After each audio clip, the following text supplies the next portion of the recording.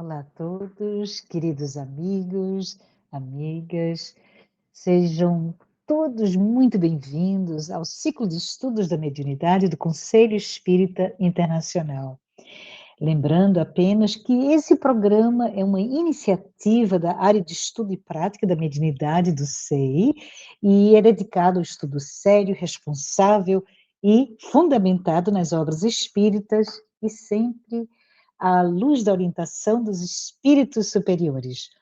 O estudo é conduzido pelo nosso companheiro aqui do meu lado, Jacobson Trovão, a quem agradecemos pela toda a dedicação e profundidade. Jacobson, como é que você está hoje? Obrigado, Márcia, sempre agradecido ao Conselho Espírita Internacional por essa oportunidade que nos concede, agradecendo imensamente esse instante de contato com você, com todos os amigos que estão assistindo conosco este estudo. Que maravilha. E também mais uma lembrança, não é, que nossos encontros acontecem semanalmente, sempre às terças-feiras, e pedimos que, para sua facilidade, para subscrever no canal e clicar, né, no sininho para receber as notificações dos próximos episódios. Durante o programa, a gente sempre coloca o QR Code, que você pode enviar suas perguntas, bem como usar o chat, né, para nos informar. E eu ainda, Jacobson, eu digo assim, não só perguntas, pode ser os comentários ou qualquer outra coisa, é um canal de comunicação, né? E aí a gente chega no final de cada tema, que é hoje, e essas suas perguntas, esses seus comentários são respondidos, todas elas em um único episódio, não é isso? E também eu não poderia começar o episódio de hoje, Jacobson, sem agradecer imensamente, porque o nosso programa, que tem o conteúdo original em português, está sendo legendado em várias línguas, não é? Então, a gente tem inglês, espanhol, italiano, alemão, holandês, e é realmente um esforço conjunto das diversas federações espíritas que compõem o SEI. Então vamos aqui, né? Onde é que nós estamos? Estamos no quarto tema, que é o estudo da mediunidade e a renovação do ser imortal, e esse episódio de hoje encerra esse tema, que é o episódio dedicado para o Jacobson responder às suas perguntas, não é? Os seus comentários. E lembrando, Jacobson, que a gente recebeu muitas perguntas. Olha, como eu estou feliz de recebê-las, mas que muitas perguntas vão ser abordadas nos próximos episódios. Então, pedimos paciência, que vamos somente colocar a pergunta no contexto do tema que vai ser chegado brevemente, então a gente só vai responder aquelas que está mais com o conteúdo que foi falado, né? Lembrando, Jacobson, que o quarto tema, você abordou questões bastante interessantes, né? O que que você fez? Bom, gente, Jacobson nos guiou numa reflexão sobre os mecanismos da mediunidade, segundo Allan Kardec, logicamente, e nessa reflexão, nós aqui na audiência começamos a compreender melhor que os espíritos influenciam nossos pensamentos por sintonia, sem os criar, né? E que a comunicação mediúnica ocorre como um processo dessa tradução mental, no qual o médium interpreta as ideias recebidas conforme o seu repertório, suas emoções e seu estado moral. E, Jacobson, você usou várias referências de Allan Kardec e André Luiz, e com essas referências a gente começa a entender mais sobre como a mediunidade funciona, como esse circuito, né, que é um circuito contínuo de sintonia que leva a uma reflexão profunda sobre a nossa necessidade de ter discernimento, vigilância, reforma íntima, para poder como médios, ser mais fidedignos, sermos mais fiéis nas comunicações. Mas isso só foi o primeiro episódio. Logo em seguida, no episódio passado, o Jacobson aprofundou sobre o valor no estudo da mediunidade como esse instrumento da ampliação da consciência. Então, nesse sentido, não só tem ampliação da consciência, mas essa qualificação, né, do transe e fortalecimento do nosso discernimento espiritual. Obras que foram citadas incluíram Allan Kardec, Emmanuel, Leon Denis, Manuel Filomeno de Miranda, e nessa coletânea, nessas referências, o Jacobson ensinou para nós que o conhecimento realmente protege contra ilusões, obsessões, influências inferiores e, ao mesmo tempo, nos promove ao autoconhecimento, disciplina mental e transformação moral. Acabei meu resumo, Jacobson. Muito bom, excelente. Mas assim, é bom, porque tem esse intuito de mostrar como o tema, que é o estudo, né, o estudo da mediunidade, não é apenas entender essa ciência, os fenômenos espirituais, mas como a gente pode nos educar, não é isso? Educar o pensamento, nos educar na renovação da nossa consciência e no desenvolvimento do equilíbrio interior, não é anterior, interior.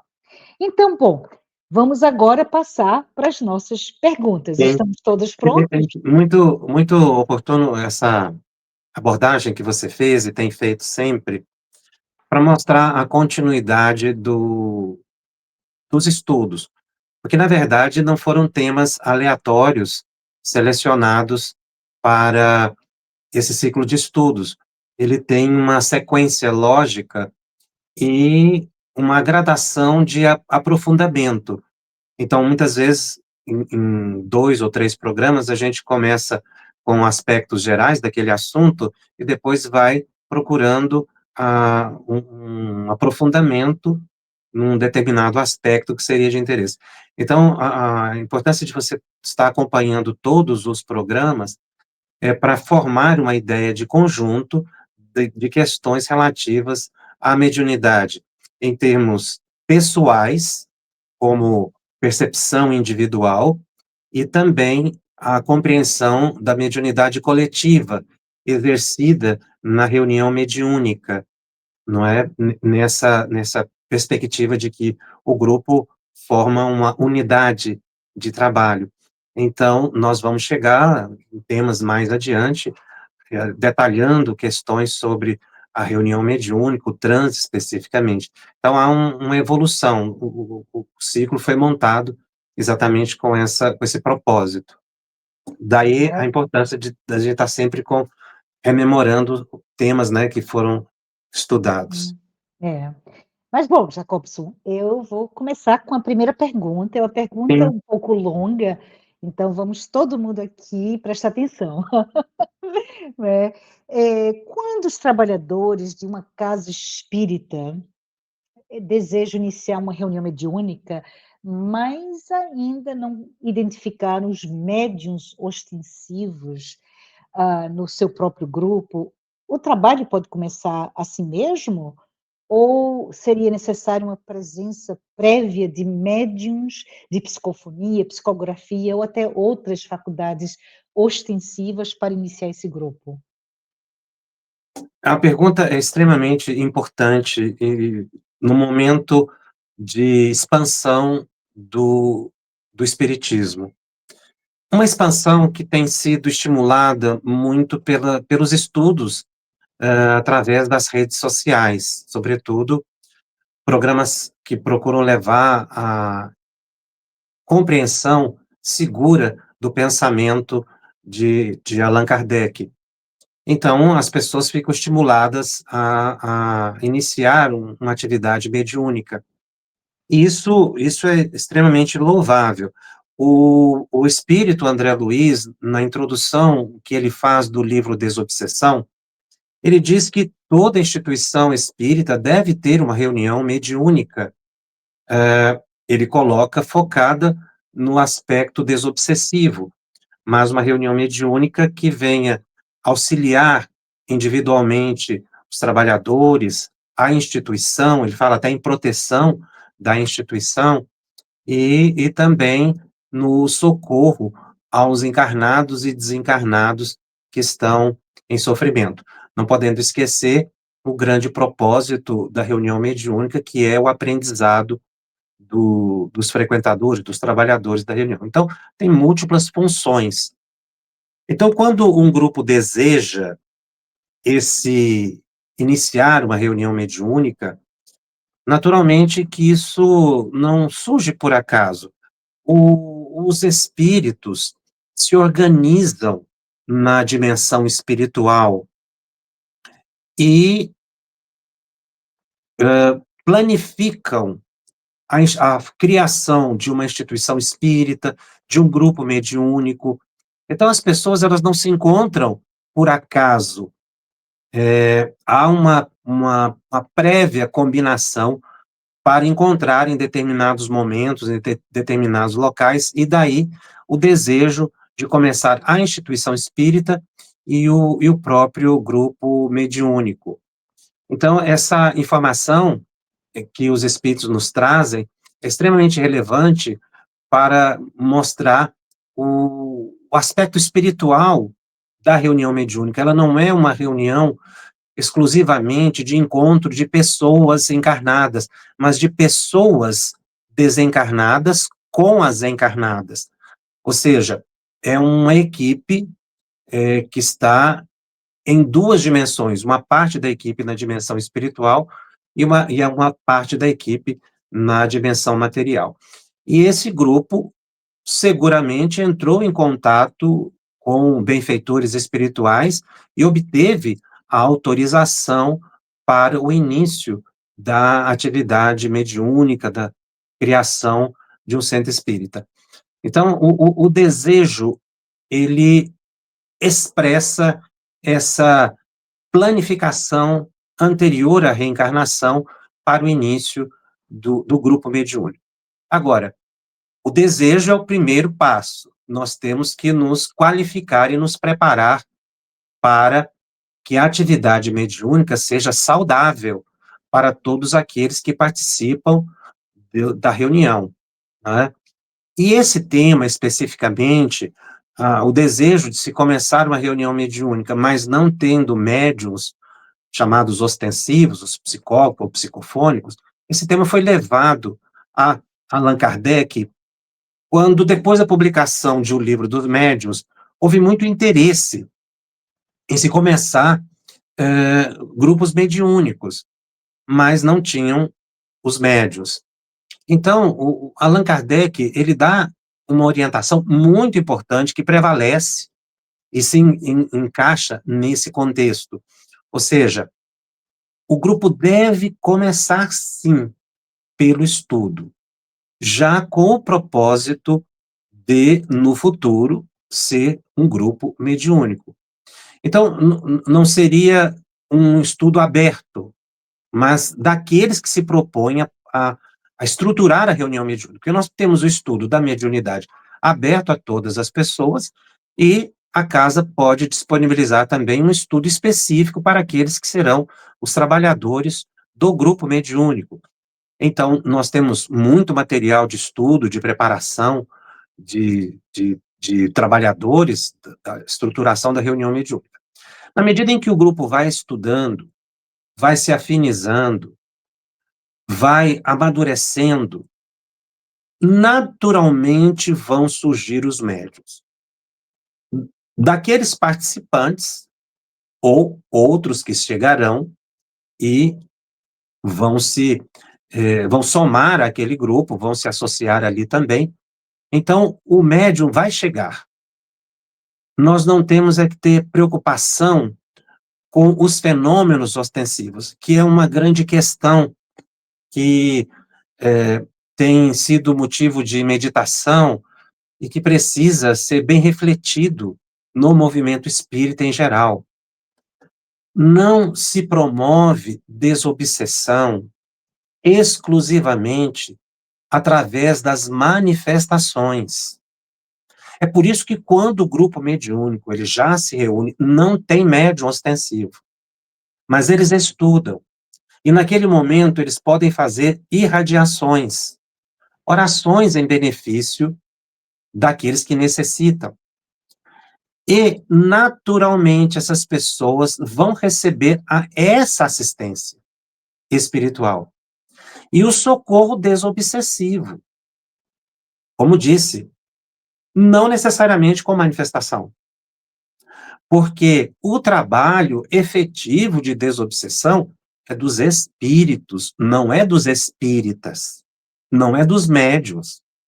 Os médiuns, eles têm um papel importante, mas não o papel principal ou o papel exclusivo no contexto de socorro desobsessivo às pessoas. E são os espíritos que dizem isso.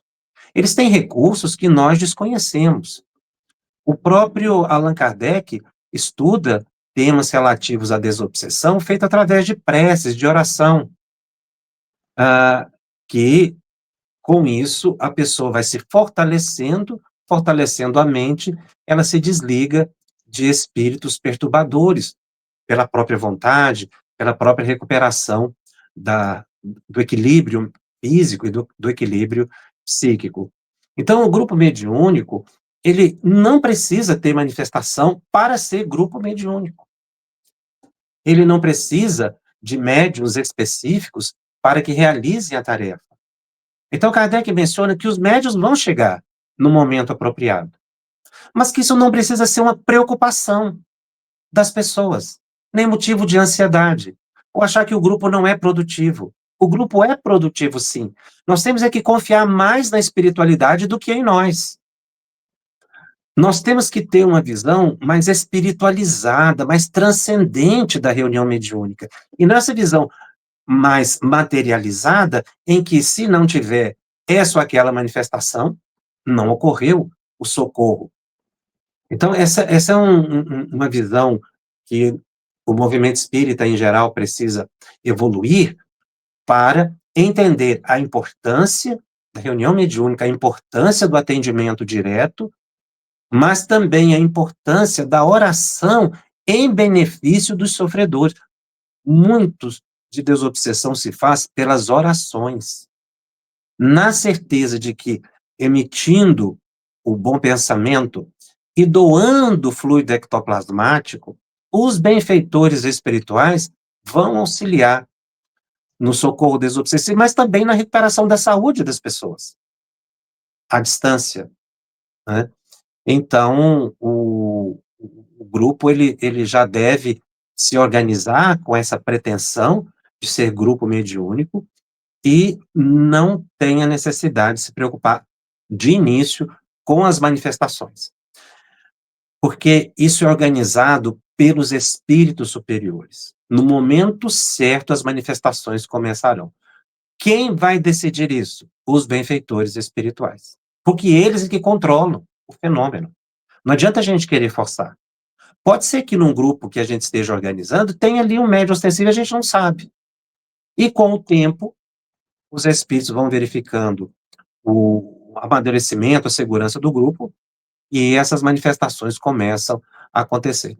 Em geral, quando os grupos não têm manifestações, as pessoas tendem a desanimar, as pessoas tendem a desistir, porque a pessoa muitas vezes vai para a reunião com a expectativa do fenômeno.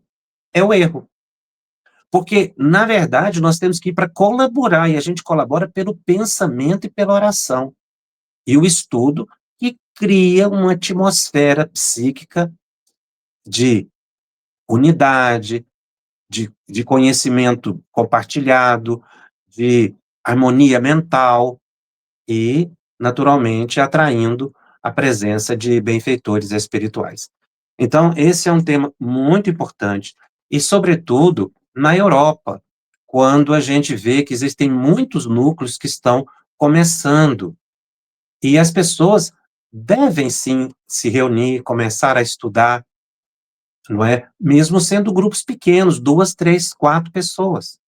Não precisa ter fenômeno, esse tipo de grupos com essa quantidade de pessoas, se não tem, mas eles já se reúnem para fazer a oração em benefício das pessoas. Eu digo a Europa exatamente porque, eh, o movimento espírita tem se expandido bastante, como também em muitos estados, aí nos Estados Unidos, no México, outros países aqui da América do Sul. Então a gente vê isso em todos os lugares. Os grupos devem começar. É muito importante. Muitos desses grupos amanhã vão se tornar centros espíritas e colaborar na expansão do conhecimento espírita. Isso, de certa forma, ainda acontece no Brasil, né? Talvez em menor escala, porque aqui no Brasil já existe uma estrutura de, de, de movimento espírita, não é? Com uma maior quantidade de instituições. Mas também nós vemos países na Europa, como Portugal, como a própria Espanha e outros, que também têm já um movimento bem amadurecido.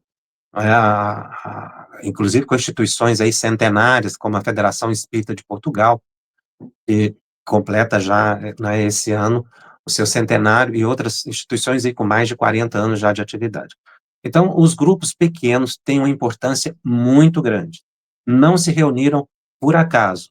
Devem, sim, começar o estudo e saber que estão colaborando com os espíritos em trabalhos desobsessivos, muitas vezes complexos, que eles não percebem. Muitos desses trabalhos acontecem nas madrugadas. O grupo é levado para o socorro a espíritos doentes e não tem manifestação, mas o trabalho é intenso. Desculpa me alongar nessa É resposta, mas porque maravilha. realmente é um tema muito palpitante, não é? E as pessoas têm tido muito essa vontade de começar grupo mediúnico, e deve começar. Isso. E é uma reflexão séria, mas importante. Nada é por acaso, né? Se existe esse desejo de iniciar um grupo de estudo, um centro espírita, um grupo mediúnico, tem a colaboração dos mentores espirituais. Maravilha. Mas vamos passar para uma outra questão um pouquinho longa também, Jacobson. Dentro de, né, das várias questões aqui que está se falando, a pergunta foi: quando alguns médiums que relatam perceber imagens, cenas ou telas mentais durante as comunicações espirituais? E aí a pergunta é: essas percepções servem apenas para auxiliar a interpretação da mensagem ou possuem funções mais amplas no intercâmbio mediúnico? As pessoas estão assistindo às cenas que estão na memória do comunicante espiritual. Porque o comunicante espiritual transmite um pensamento para o médium. Quando a gente pensa em algo, nós criamos uma imagem mental, que é no processo de compreensão, né, ou da elaboração da própria ideia. Vem uma ideia e vem uma imagem associada a isso. Então, o que o médium está tendo, na verdade, é uma percepção, uma clarividência das imagens, do pensamento do comunicante espiritual. Esse tema me lembra um fato muito interessante na experiência mediúnica de Chico Xavier, quando ele relatou que, ao psicografar, por exemplo, Paulo Estevão, ele assistia às cenas do livro, o desenvolvimento da história. E ele perguntou para Emmanuel o que estava acontecendo. E o Emmanuel explicou que aquele era um processo da sintonia, era uma conjugação de pensamentos. O pensamento do Chico estava sendo conduzido por Emmanuel. Então, era natural que o Chico assistisse às imagens mentais produzidas pelo Emmanuel, dada a sua ligação mental. Ou seja, isso favorece a recepção da mensagem, facilita e mostra a segurança na sintonia entre o encarnado e o desencarnado. Então é muito comum, realmente, no transe mediúnico, o médium assistir, ver imagens, que é exatamente essa captação do pensamento do desencarnado. Então, o Chico também relata, na sua experiência, esse tipo de fenômeno, que é decorrente exatamente da conjugação do pensamento do médium com o desencarnado. Para responder a pergunta, então, né, a função é essa demonstrar a sintonia, né, Jacob? Na verdade, a função é a transmissão da mensagem. Sim. Essa visão faz parte do mecanismo da recepção da mensagem. Então, quando o indivíduo está recebendo a mensagem, o que o espírito está transmitindo na mente do médium é uma imagem mental. Então, o médium assiste, ele vê, em muitos casos, por quê? Ele está, como disse, com os pensamentos conjugados com a entidade. Então, a função, na verdade, seria vamos dizer assim, a conjugação do próprio pensamento. A função é a transmissão da mensagem. Então, por que eu estou assistindo? Porque isso vai facilitar a minha transmissão da mensagem. Então, mais ou menos essa seria a função. Muito bom mesmo. Bom, vamos agora falar um pouquinho sobre. Eu acho que você explicou bem, mas são questões que a gente pôde ver que seria bom um pouquinho mais de explicação, né? Especificamente, Jacobson, como é que os espíritos influenciam nossos pensamentos sem interferir diretamente no nosso livre-arbítrio? É bem acadêmica, né, essa questão. Mas essa questão do livre-arbítrio, ela é muito interessante, Ah, porque nós temos um livre-arbítrio limitado. Nós não temos um livre-arbítrio pleno. Existem vários fatores que limitam o nosso livre-arbítrio.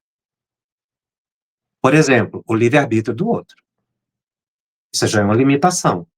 Eu não tenho um livre-arbítrio pleno, porque eu tenho que respeitar o livre-arbítrio das outras pessoas. Eu não posso infringir as leis divinas. Então, meu livre-arbítrio é cerceado pela própria lei divina, que estabelece um limite das minhas ações. Chega um momento em que eu não tenho condições de prosseguir. Eu tenho, quando encarnado, uma limitação do meu planejamento reencarnatório. Ou seja, eu exerci o livre-arbítrio antes de reencarnar, ao participar do planejamento reencarnatório. Então, agora, quando encarnado, o indivíduo passa por certas situações que estão alheias à vontade dele, mas que não quer dizer que seja um cerceamento do livre-arbítrio, mas sim a realização do planejamento que foi feito livremente por ele, escolhido. Então, quando a pessoa está encarnada, ela vai ter uma aparente limitação, mas por quê? Porque ela combinou que seria assim. Então, o nosso livre-arbítrio ele é condicionado. Existe um outro fator muito importante na compreensão do livre-arbítrio, que é a chamada disciplina. O indivíduo disciplinado, ele expande, ele amplia o seu livre-arbítrio. O indivíduo indisciplinado, ele limita o seu livre-arbítrio, porque ele infringe leis divinas. Um exemplo muito simples, uma pessoa que esteja transitando, dirigindo um carro, e atravesse um sinal aí vermelho, por exemplo, de pare, quando ele não para, ele infringe uma lei. Então, ele se submete às penas daquela lei. Ou seja, a sua liberdade ficou limitada à penalidade em função de uma infração que ele cometeu. Ora, o indivíduo, portanto, disciplinado, que compreende as leis e que busca cumpri-las conscientemente, ele é mais livre. Por isso Jesus disse: conhecereis a verdade e a verdade vos libertará. Ou seja, na medida em que a gente tem uma melhor compreensão, amadurecimento, nosso livre-arbítrio é mais amplo. Há um outro fator também evolutivo. Conforme a nossa evolução vai acontecendo, nosso livre-arbítrio vai se expandindo, porque a gente vai tendo uma melhor compreensão da realidade existencial. Então, vamos imaginar, o livre-arbítrio de Jesus é muito diferente do meu livre-arbítrio, por exemplo, em função da sua evolução espiritual. Então, o nosso livre-arbítrio, ele sofre essas limitações e a gente transita dentro de um espaço, não é, que nos permite agir, reagir, não é? E, quando infringimos o livre-arbítrio, vamos cair nas consequências de atos infelizes. Isso está muito relacionado com a influência espiritual. Por quê? Influência espiritual é sugestão, não é imposição. Então, eu capto um pensamento, eu vou ser livre para acatar ou não aquele pensamento, seja ele positivo ou negativo. Então, eu tenho essa liberdade. Liberdade do pensamento, a liberdade da consciência. O próprio Livro dos Espíritos coloca: o corpo pode estar preso, mas o pensamento é livre. Então, o indivíduo exercita o livre-arbítrio, aceitando ou não a sugestão que lhe chega. Agora, no momento em que ele aceita a sugestão, se aquela sugestão foi negativa, e ele agir de forma a prejudicar os outros, por exemplo, não é? Ou se desequilibrar de diversas formas, então ele estará limitando o seu livre-arbítrio. Porque ele aceitou uma sugestão negativa, ele teve a liberdade para isso, e depois, então, ele não pode reclamar: eu não estou exercendo o meu livre-arbítrio mais. Não, você exerceu. Você deu um espaço muito grande na sua vida a quem não deveria. Então, agora, não tenho o que reclamar. Então, o espírito, ele não interfere no livre-arbítrio, mas ele sugere. E a pessoa, então, poderá depois não ter uma liberdade, porque ela deu um espaço muito grande, como disse, assim quanto encarnados. Nós vivemos num mundo de sugestões. E se eu aceitar a sugestão de uma pessoa e der um espaço muito grande a uma pessoa perturbada na minha vida, em que ela me domine mais adiante, eu abri mão do meu livre-arbítrio, não é? Ou eu exerci antes. E agora já não posso reclamar mais. Então, o livre-arbítrio está no nosso pensamento, as nossas atitudes. O espírito, ele apresenta a sugestão. Aí depois eu posso ter as consequências negativas se a sugestão não foi boa e ter um livre-arbítrio aí mais limitado em função de infringir as leis divinas. Uhum. Então, é isso, né? Já é bem complexo a questão não só de como somos influenciados, mas a questão do que é o livre-arbítrio. Maravilhoso. Tem outra pergunta que é bem interessante e talvez remota ao que você já falou, Jacobson, que é o processo de tradução mental durante a psicofonia ou psicografia, e recebemos essa questão perguntando como é que isso ocorre, como é que é esse mecanismo, especificamente falando? Essa expressão ela é utilizada por Allan Kardec no livro dos médiuns. O médium é o tradutor, é o intérprete do pensamento dos espíritos. Eles usam muito essa expressão. O que quer dizer isso? Significa que você recebe um pensamento e fala com as suas palavras. É um processo automático do pensar e falar. Então a gente pensa e fala. não é como a tradução comum, em que eu ouço algo e penso assim: "Ah, eu vou traduzir dessa forma". Não é assim com a tradução comum, né. É a tradução, essa expressão, ela define exatamente a capacidade de dizer em palavras o pensamento que lhe chega.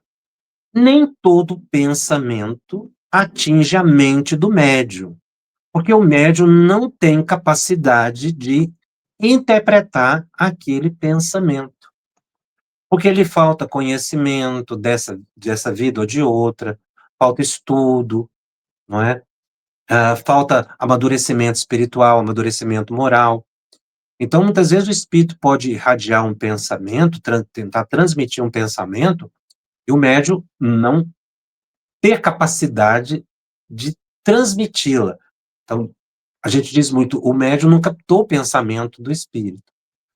Quer dizer isso, o pensamento atingiu o médium, mas ele não falou nada. Por que que ele não falou nada? Porque ele não teve capacidade interpretativa. Ou seja, porque ele não tinha recurso mental, ele não tinha vocabulário, não tinha experiência, como disse, para entender aquele pensamento e falar com as palavras dele. Porque a transmissão é sempre por pensamento. Então a gente tem que, quando chega uma ideia, eu tenho que ter capacidade de transmitir a ideia, de dizer o que me chegou à mente. Porque a ideia não é original da pessoa, é de outra mente. Então, quando o pensamento é da gente, a gente fala. Mas quando o pensamento não é da gente, quando o pensamento é de outro e que nos chega, nem sempre eu vou conseguir dizer. E isso afeta não só a psicografia, a psicofonia, mas a vidência também, a audiência. Ou seja, muitas vezes o médium, o espírito pode transmitir uma imagem mental para o médium, o espírito transmitir uma ideia que seria uma criação mental do espírito, e o médium não capta nada, porque ele não tem uma amplitude, não é? Uma maior maleabilidade por ausência de conhecimentos que lhe dê essa capacidade tradutora, essa capacidade interpretativa do pensamento do espírito. Então, essa interpretação, ela significa isso. Eu consegui entender o que me chegou à mente e falar. Às vezes a gente entende parcialmente, não é? Fala pouco, e às vezes a gente pode até não falar nada. Aham. Eu me lembrei, esse é um vídeo que já é bastante antigo, acho que tem mais de uma década, Jacobson, que mostra o que você está falando. Eu posso até estar vendo, escutando na ideia, no pensamento, ou vendo, mas que existem ilusões, se eu não estou preparada, eu não consigo captar. Então me lembrou desse vídeo É, dos macacos, jogando basquetebol, e são, assim, 11 macacos, mais ou menos assim, e aí a pergunta é: "Quantos macacos tem?", né, mas você fica olhando a bola, não sei como é que é, mas aí vem outro de outra cor e faz tudo e ninguém consegue ver, é incrível essa questão. porque na verdade a gente precisa ter, a gente precisa Hã, oferecer para o espírito hã. recursos mnemônicos, ou seja, recursos de memória, Sim. né. É por isso que o estudo é tão importante, porque a gente amplia. Então uma pessoa, por exemplo, que ela tem um vocabulário de 1000 palavras, quando o pensamento lhe atingir, ela vai escrever ou falar nesse universo que ela possui, de 1000 palavras. Se ela tiver um vocabulário de 3000 palavras, a mensagem vai ser mais rica. Por quê? Porque ele vai oferecer mais recursos ao espírito, ele vai ter maior segurança, uma melhor compreensão do pensamento que chega. Então, existem pensamentos, ideias muito simples. Se chega, por exemplo, a imagem de uma cadeira, Uhum. A pessoa fala cadeira imediatamente. Ela traduziu o pensamento. Ela interpretou o pensamento. Porque a gente se comunica, Márcia, por imagens mentais, não é por palavras. Se eu pedir para você, por exemplo, narrar para mim um livro, ou a história, o enredo de um livro, você não vai se lembrar das palavras do livro, mas das imagens que aquelas Exatamente. palavras foram capazes de criar no seu pensamento. Quando a gente lê um livro que a gente não entende o vocabulário, não é? Que está ali daquela narrativa, não surge ideia nenhuma. A gente não dá conta de dizer o que leu, porque a gente não teve capacidade de formar ideias mentais, imagens mentais, a partir das palavras. Cada palavra tem um significado. É Uhum. esse significado que expressa a imagem mental e que nos dá a compreensão. Então a gente fala, as pessoas estão entendendo, não é? Por quê? Estão formando imagens mentais que lhe dão essa compreensão. Mas se de repente o assunto foge do nosso, da nossa compreensão, não forma imagem mental nenhuma. Então, por exemplo, se o espírito quiser transmitir na mente do médium o nome do músculo cardíaco, por exemplo, o miocárdio, Uhum. e a pessoa não souber, não compreender essa palavra, ele vai transmitir a imagem do músculo e o médium não vai falar nada, porque ele não tem recurso de memória para traduzir esse pensamento. Traduzir, ou seja, para dizer a ideia que lhe chegou. Então, o médium não fala nada, porque ele não vai ter condições, em função de não ter vocabulário suficiente para, ou expertise naquela área, naquele assunto, para dizer a palavra, não é? O miocárdio, num contexto de uma mensagem, por exemplo. Então, daí a importância do médium estudar, inclusive a literatura, não é, universal, livros importantes que possam melhorar a sua capacidade de interpretação de textos e o entendimento, né, de imagens mentais, porque isso vai facilitar, sim, na hora da transmissão da mensagem mediúnica. É, para mim é fascinante toda essa ideia, né, do campo de estudo da neurolinguística, o poder das palavras, Uhum, tudo isso, é exatamente. fascinante. Mas bom, vamos continuar, a gente tem um pouquinho mais de tempo, e a próxima pergunta, interessante é sobre, eh, a relação entre o estudo, e você está falando o estudo na capacidade de expressar, mas aqui é o estudo e o equilíbrio do transe mediúnico. Quando a gente fala de estudo no espiritismo, não estamos nos referindo a um aspecto puramente acadêmico. A expressão é utilizada pelos espíritos, por Kardec, num sentido de saber e viver. Então, o espiritismo, ele não busca formar intelectuais, mas almas libertas que possam vivenciar aquilo que aprendem. Então, é o que Kardec chama de consequência moral ou reforma moral, ou mudança de um comportamento em função de um conhecimento que se adquiriu. Então, o conhecimento espírita, ele é dinâmico, ele não é estático. Não é para formar, como disse, estantes enfeitadas de livros. Ele precisa ter uma função na vida da pessoa. O estudo, ele precisa ser instrumental, ou seja, eu tenho que conhecer para aplicar. A reforma moral que se fala, na verdade, é um modo avançado ou espiritualizado de viver.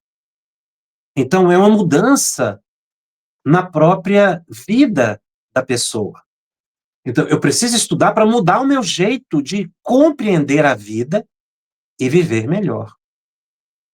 Porque exatamente esse é o progresso. Por isso que eu falei que o livre-arbítrio dos espíritos superiores ele é muito superior ao nosso, porque eles detêm um conhecimento maior, mas não só conhecimento, uma vivência espiritualizada muito maior. Então, o estudo, ele precisa ser transformador de uma existência. O conhecimento tem que provocar em nós uma reflexão de vida, para que eu possa estabelecer relações sociais mais elevadas, né? Melhorar a minha caridade relacional, ou seja, na vivência com as pessoas, aplicar um conhecimento. Por isso eu disse que ele é instrumental, porque eu preciso aplicar isso. Então, o conhecimento espírita ele se aplica em todos os ângulos da vida. E no transe mediúnico também, porque a pessoa ela vai compreender que toda transmissão mediúnica é através da mente. Então, o, o que eu falo, o que eu faço, como faço no momento do transe, é responsabilidade minha. Porque o que o Espírito me transmitiu foi um pensamento. Até mesmo no caso dos médiuns psicofônicos sonambúlicos, que Kardec, no livro Gênese, chama de possessão de espíritos bons, ou seja, há um domínio do espírito mais intenso sobre o corpo, em função dele estar acionando recursos do cérebro voltados a um automatismo maior do médio, mesmo nesses casos, que é o caso do psicofone sonambúlico, ele tem condição de controlar, sim, o que fala, como fala, se agride ou não agride.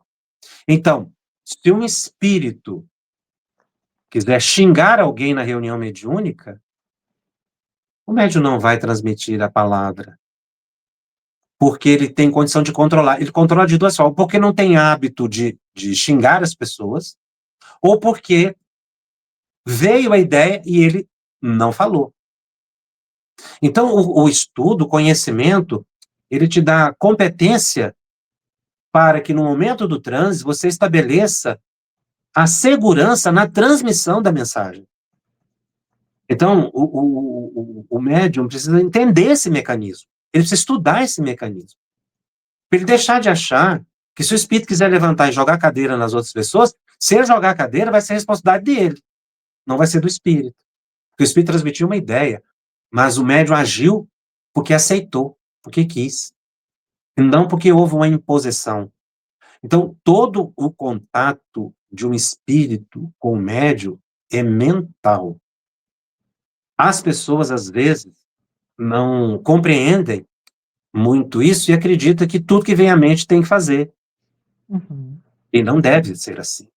Tanto na reunião mediúnica, quanto fora.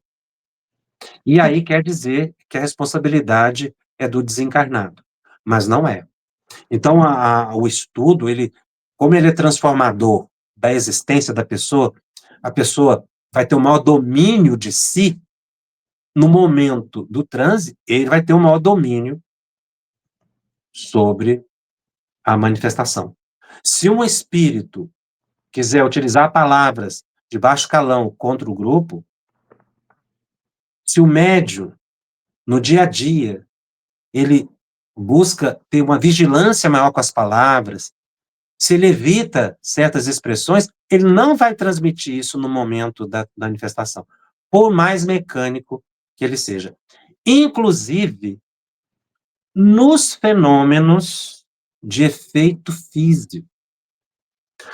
Porque há casos, em reuniões de efeito físico, que o espírito, através do fenômeno da voz direta, agride um ou outro que está ali assistindo à reunião.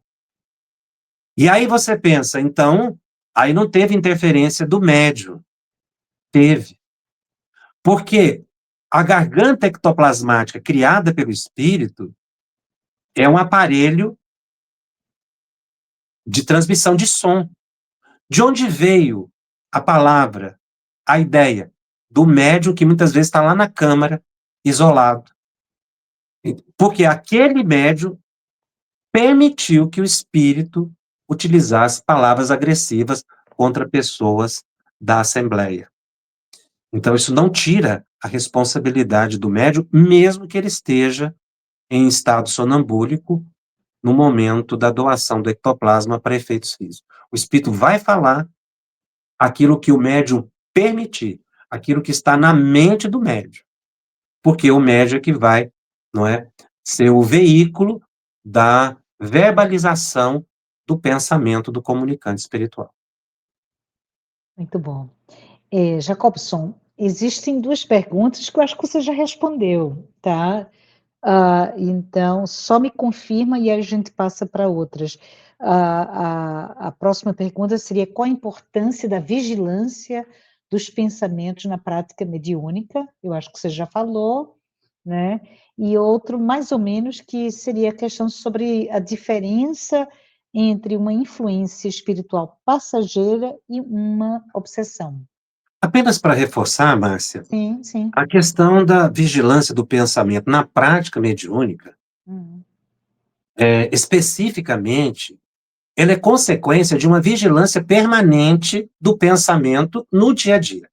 Não adianta o médium achar que vai ter vigilância do pensamento só na hora da reunião mediúnica, se ele não teve uma vigilância dos pensamentos antes da reunião mediúnica. Porque lá ele vai estar no automatismo, vai ser automático. Palavras que ele tem o hábito de utilizar, modos, trejeitos, isso tudo é repassado no momento do transe. Porque é o modo dele transmitir as palavras. Então a vigilância se constrói no tempo e não se improvisa na hora da reunião mediúnica. Assim como a diferença da influência passageira e da obsessão. Influência é sugestão. Obsessão é domínio. Se eu acolher a sugestão e eu avançar nessa sugestão, e eu permitir que a minha vida seja pautada pelas ideias que estão me sendo sugeridas, elas forem negativas, estabelece-se o domínio. Aí evolui para uma obsessão. Todos nós sofremos influência, mas não precisamos ficar obsidiados, porque não somos obrigados a aceitar a sugestão.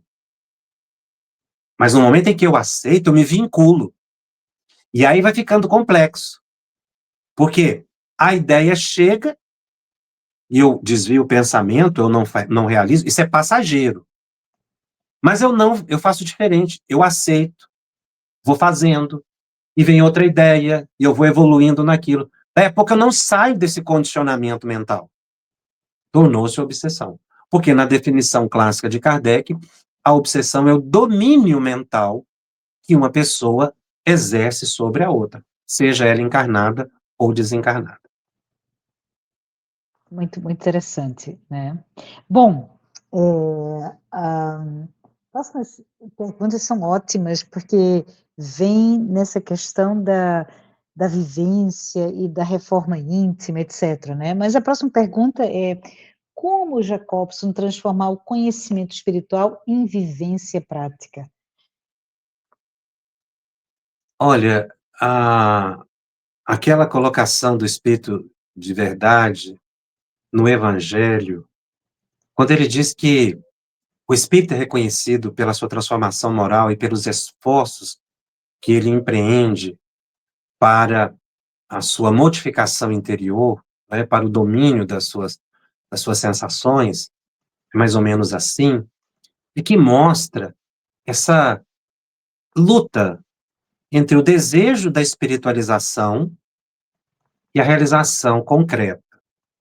Isso é gradativo, isso acontece aos poucos. A gente vai vencendo uma etapa a cada vez. Muitas vezes a gente tem facilidade para certas coisas numa encarnação, porque a gente já, em vida passada, já sofreu aquilo, já experienciou e venceu. Então agora a gente tem facilidades. Se a gente quiser ter facilidades em vidas futuras, para determinados aspectos de nossa personalidade, mais espiritualizada, então nós temos que começar a esforçar agora. Então, se a gente cai, levanta. Se a gente entrou numa atitude infeliz, sem depressão, procura corrigir e seguir adiante. Até que a gente não caia tanto, que a gente vai ficando mais de pé. Mas é muito normal, na nossa faixa evolutiva, a gente não ter êxito sempre. O conhecimento é a meta. A vontade é o esforço. Então a gente precisa saber. O ato de saber não implica numa transformação imediata, mas me dá o caminho. Afinal, Jesus é o caminho, a verdade e a vida. Ou seja, é no caminhar que a gente se transcende, se ilumina. Então, a gente deve compreender isso na nossa existência e não ter expectativas frustrantes, nem ansiedades, mas saber que nós estamos num progresso, cada um no seu passo. Todos vamos progredir, todos vamos evoluir. Cada uns mais rápido, outros menos rápido. O que o conhecimento me ajuda é acender a luz para que eu não caminhe no escuro. Então eu vou ter maior segurança, mas eu posso resvalar, cair, ter atitudes infelizes. Mas eu já sei o que fazer e eu preciso fazer. Aos pouquinhos a gente vai se transformando. Porque Deus, Jesus, nos conhece muito bem e ele sabe que é exatamente pelo conhecimento, pelo esforço que a gente vai evoluir. Se já massacrar o indivíduo no início, ele não dá conta. Mas não é isso que a espiritualidade quer.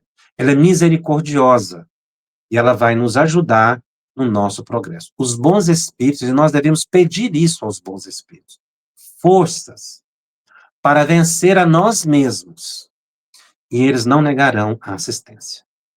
Maravilha. Ai, que bênção conhecer tanta coisa importante e como a mediunidade, como o estudo nos faz seres melhores. Bom, chegamos ao fim, não é? E queria somente agradecer a todos que nos enviaram suas respostas. Tem mais, mas a gente vai usar nas próximas vezes, nos próximos episódios. Mas, Jacobson, mais uma vez, obrigada pelas elucidações eu penso assim, você vai abrindo e vai trazendo mais e mais informação que, às vezes, uma pergunta que pode ser tão pequenininha, tem tanto conteúdo para nós entender melhor o assunto, né? Mas, bom, obrigada a todos que estão aqui, que nos acompanham, que nos acompanharam e, novamente, a gente deixa esse convite. Envie seus comentários, suas perguntas pelo QR Code, que sempre está disponível na tela, e se você assistir novamente, acompanhar ao longo de outra semana os outros episódios, pode deixar usando o mesmo QR Code, né? Ah, próxima semana, próximo episódio, iniciaremos um novo tema chamado Vivência Mediúnica, Aplicação e Aperfeiçoamento, né? Normalmente, toda terça-feira, então, nos veremos na próxima terça-feira e pedimos a todos para compartilhar esse programa. Se você está achando que o programa está bom, compartilhe com seus amigos, com sua casa espírita, para a gente aprender junto, para a gente construir junto esse caminho de estudo, reflexão e vivência da mediunidade. Jacobson, muito obrigada, muito obrigado a todos vocês e até a próxima semana.